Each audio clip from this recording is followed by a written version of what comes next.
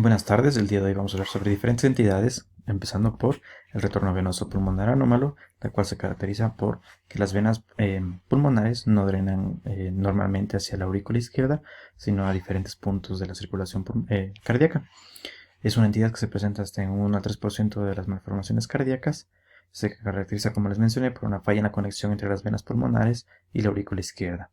Dependiente del lugar donde van a drenar estas venas, puede presentar diferentes tipos de shunts. Si es de izquierda a derecha, es extracardíaca y se presenta por un retorno venoso pulmonar a la aurícula derecha. Puede ser intracardíaca también, dándonos un shunt de derecha a izquierda. Esto se presenta por un agujero oval persistente.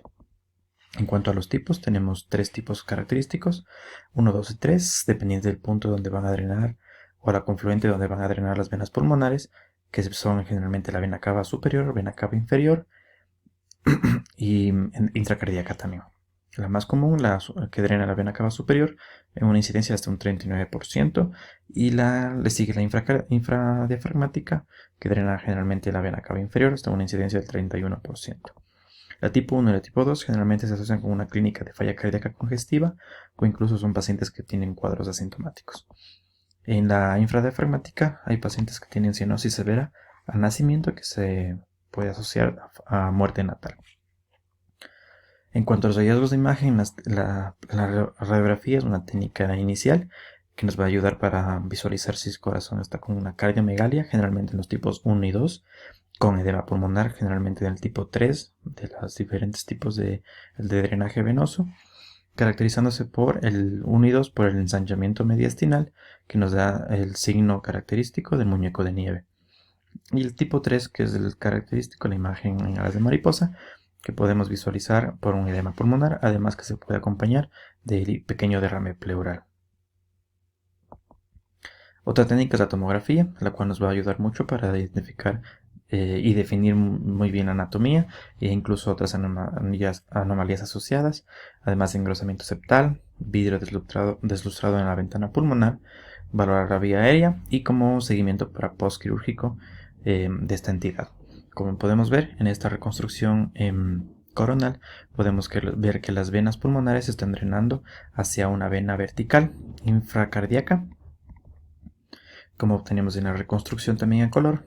Podemos ver la confluencia de estas venas hacia una vena inferior infracardíaca, además que esta pequeña rama está dando también atributos hacia la vena cava inferior.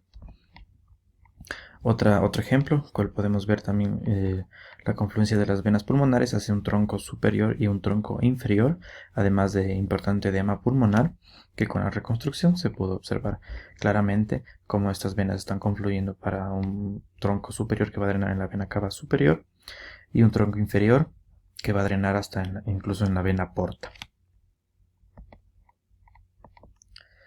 Otra técnica es la ecocardiografía, la cual nos va a permitir visualizar si existe una ausencia en la conexión entre la vena pulmonar y la aurícula izquierda. En cuanto al tipo 1 y tipo 2 de esta patología, podemos visualizar crecimiento de cámaras derechas, como podemos ver aquí en este corte.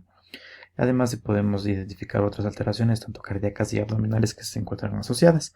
Y la resonancia magnética es una técnica que nos va a permitir identificar generalmente las velocidades de flujo. Cuando tenemos un flujo mayor a 100 centímetros por segundo de la vena pulmonar, tenemos el diagnóstico. En cuanto a los diagnósticos diferenciales, debemos pensar en un cor triatriatum, un síndrome de corazón izquierdo hipoplástico o incluso un síndrome de circulación fetal persistente, mientras que el tratamiento puede ser clínico en cuadros leves con prostaglandinas para mejorar la percusión pulmonar, pero el tratamiento generalmente es quirúrgico, dando una astomosis temprana de la confluencia a la aurícula izquierda de las venas pulmonares. Otra alteración es la coartación pulmonar aórtica, en la cual es una patología que vemos hasta de 2 a 6 nacidos por 10.000, generalmente pacientes masculinos en relación 2 a 1, caucásicos. Se caracteriza por un estrechamiento de la luz aórtica con obstrucción del flujo sanguíneo. Se caracteriza como una enfermedad cardíaca acianótica. No presenta alteración en la vasculatura pulmonar ni en la morfología cardíaca generalmente. En la hemodinamia se presenta por una sobrecarga de presión del ventrículo izquierdo. En cuanto a la clínica, hay pacientes que son asintomáticos y este es un hallazgo incidental, pero en la infancia puede caracterizarse por falla cardíaca congestiva, en los niños y en los adultos puede caracterizarse por presentar hipertensión o incluso disminución de pulsos femorales con un gradiente brazo-pierna alterado. Y también puede acompañarse de endocarditis bacteriana. En cuanto a los hallazgos de imagen, la radiografía nos va a ayudar mucho para valorar una dilatación postestenótica proximal de la aorta descendente y además un signo característico que es el signo de la figura de 3. En esta imagen de radiografía podemos visualizar cardiomegalia notoria con anasarca de este paciente. Además, en otra placa de RX podemos identificar claramente el signo de la figura de 3, que se da por la coartación a este nivel, además de los pequeños surcos que se presentan por las niveles costales, por las ramas colaterales que presenta esta coartación. Generalmente se ve en pacientes mayores de 5 años y podemos también encontrar hipertrofia del ventrículo izquierdo, dándonos un apes cardíaco redondeado. La tomografía nos ayuda mucho para un detalle anatómico y para otros tipos de patologías. La contra de la tomografía, como sabemos, la radiación, y no nos da datos de hemodinamia como podemos visualizar en la resonancia magnética, pero sí nos ayuda mucho para visualizar el sitio de coartación, el grado de estenosis y las ramas colaterales que va a presentar esta patología.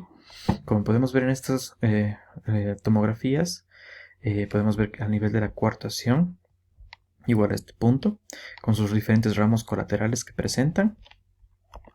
De igual forma en esas reconstrucciones en 3D, el nivel de coartación y con las ramas colaterales que podemos presentar.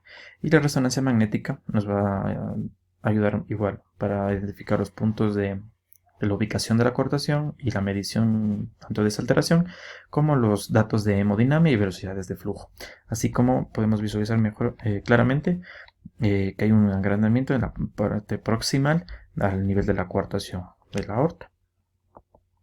En cuanto a los diagnósticos diferenciales, debemos pensar en un arco aórtico interrumpido, pseudocoartación, una arteritis de Takayasu e incluso un síndrome de corazón izquierdo hipoplásico. El tratamiento generalmente es quirúrgico, con resección y anastomosis terminal de los extremos, realizando también artroplastía con colgajos de la arteria subclavia y angioplastía con valor. Tiene una complicación que es la recortación hasta menos de 3%. Y otra patología es la estenosis aórtica, la cual se ve 3 al 5% de todos los defectos cardíacos congénitos. Tiene una relación 4:1 masculinos sobre femeninas. Eso es un espectro de anormalidades que involucran a la válvula aórtica, que puede estar con engrosamiento o estenosis de la válvula, con una atresia aórtica en la vida neonatal, o incluso con síndrome hipoplásico de corazón izquierdo. En cuanto a los tipos, tenemos 3 característicos, que son el valvular, supravalvular y el subvalvular o subaórtico. En cuanto a la clínica, hay pacientes generalmente el neonato con taquipnea o alteraciones alimentarias. A los niños son generalmente asintomáticos o se acompañan de murmullo sistólico y pueden incluso llegar a tener muerte súbita por el ejercicio físico. Es una entidad que se diagnostica del 10 al 20% hacia el primer año de vida. En cuanto a los hallazgos de imagen, la radiografía es un estudio inicial que nos va a ayudar un montón. En esta podemos visualizar incluso placas normales en niños, pero en infantes con cardiomegalia leve o incluso con edema pulmonar, dilatación de la aorta ascendente, además de hipertrofia del ventrículo izquierdo por la regurgitación y calcificaciones que son muy raras encontrarlas. Como en esta placa que podemos evidenciar una notoria cardiomegalia con incremento del flujo pulmonar a nivel del ilio, haciendo sugestivo de una edema pulmonar. Igual en esta imagen podemos ver la estenosis que presenta valvular a nivel de la válvula aórtica, con ligero ensanchamiento de la parte proximal de la aorta. De igual forma acá, crecimiento de cámaras izquierdas con este pequeño jet que se causa por la estenosis valvular y también incremento del diámetro de la arteria aorta.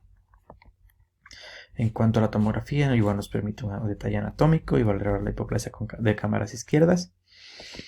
Pero la resonancia también nos va a ayudar mucho, tanto en modo CINEC para evaluar la función ventricular, la evaluación de la estenosis y la regurgitación, y esta va a causar una pérdida de señal causada por flujo de alta velocidad con turbulencia, como podemos ver en las diferentes imágenes. Esta pérdida de señal o hipointensidad que se visualiza por el aumento de flujo a esta zona, a la zona valvular. Podemos también evidenciar la hipertrofia del ventrículo izquierdo, como podemos ver en estas dos imágenes preferentemente, y además se acompaña los datos de hemodinamia y las velocidades del flujo. El ecocardiograma es un estudio gold estándar para esta entidad, en la cual vamos a identificar las velocidades de flujo aórtico, la función del ventrículo izquierdo, el engrosamiento y movimiento de la válvula aórtica, y además del Doppler nos va a ayudar para las velocidades de flujo sistólico del ventrículo izquierdo. Los diagnósticos diferenciales debemos pensar en una enfermedad cardíaca reumática, enfermedad de Marfan, en una coartación aórtica o incluso en hipertensión sistémica. El tratamiento va a consistir en prostaglandinas para mantener patente el ducto arterioso y quirúrgico, que puede ser trasplante cardíaco o reemplazo valvular. Eso es todo, muchas gracias.